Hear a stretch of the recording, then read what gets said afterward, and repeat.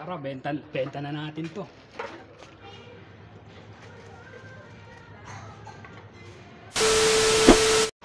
Hey, what's up guys? Kuya Almo Vlogs nagbabalik dito sa kakalsadahan ng Zagreb, Croatia for today's video. Mamumulo tayo ng mga bote-bote. Napakaganda talaga ng paligid ng Croatia. Ayan, oh.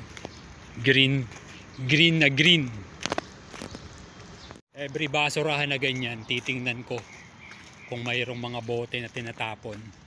Doon kanina sa may basurahan nakakuha ako isang tumpok. Ayun, nakakuha ako ng isa. Ang isang ganito nagkakahalaga ng 0.07 euro. Okay to. Nahiya naman ako dun sa Croatian. Nakita niya akong namumulot ng mga bote. Tapos binigyan niya ako ng bote. Tinawag niya ako. Tapos binalikan pa niya ako. Binigyan niya ako ng 5 euro. Nakakatuwa naman yung mga Croatian. Tapos sinabi ko na Pilipino ako. Yun, nagkwentuhan na kami. Yun, nag-advise lang siya na mag-ingat dito sa mga ibang lahi na nandito. Kaya marami na ring dayo din daw dito. Kaya mag-iingat na lang din sa mga pickpocket. Yung may bag na pula. Kung sino ka man, madam, maraming salamat sa iyo. Usually pag mga ganitong oras na wala ka ng mga maaabutan, kasi marami ring mga namumulot dito, yung mga matatanda. Yung mga matatanda nangangalakal din sila dito, mga nakabike. Akin na lang to. Walang bote, sapatos lang nakuha ko. Mga sapatos yung nakuha. Babalik muna ako sa bahay. Itatabi ko muna itong mga sapatos na napulot ko at medyo mabigat. Tapos mamumulot ulit ako ng mga plastic. Alright guys, tayo'y magpatuloy. Mamumulot ulit tayo ng basura.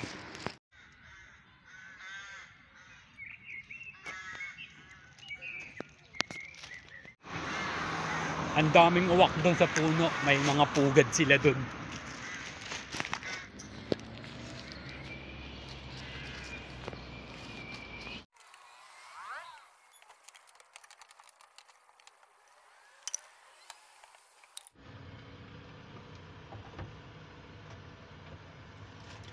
Napakaganda naman dito. Ganda. May mga pumapatak na mga bulaklak. Yung parang bulak. Meron matanda na namumulot. Karamihan dito sa Croatia, mga matatanda yung mga namumulot ng mga plastic, mga binebenta. Nakauwi din. Medyo marami rin yung napulot ko. Itong mga dami ko rin napulot. Mga plastic. Ito, di ako sure. Tatanggapin niya. Pero sure ako ito. Tatanggapin niyan.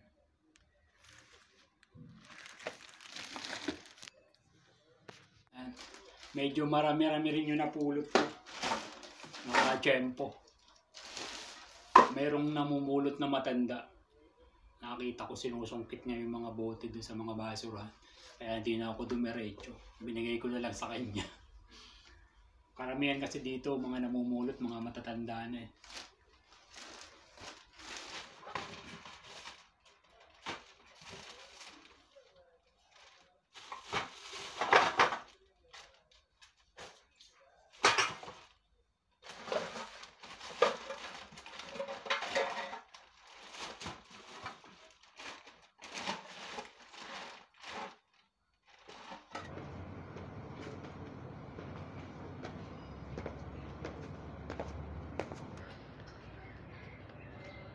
Ito ibinebenta sa isang supermarket na malapit sa amin.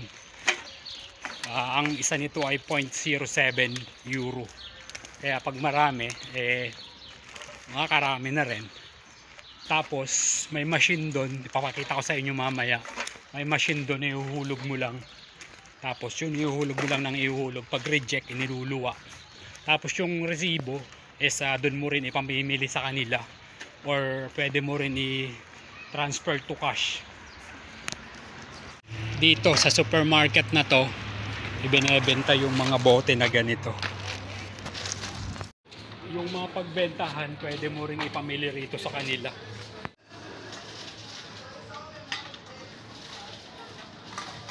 Ako na yung next. Ito yung aking ibebenta.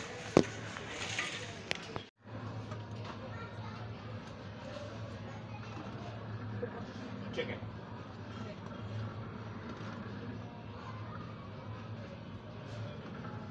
Ayaw nito.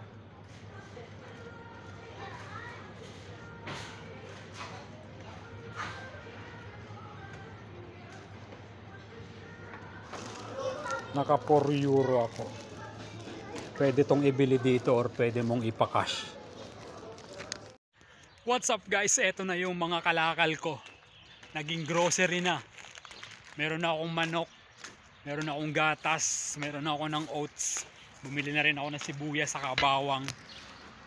Yung pinagbentahan ko is 4 euro. 4.65 yata or what? Basta may 0.4. Dinagdagan ko lang na ng 2 euro dun sa binayaran ko sa cashier.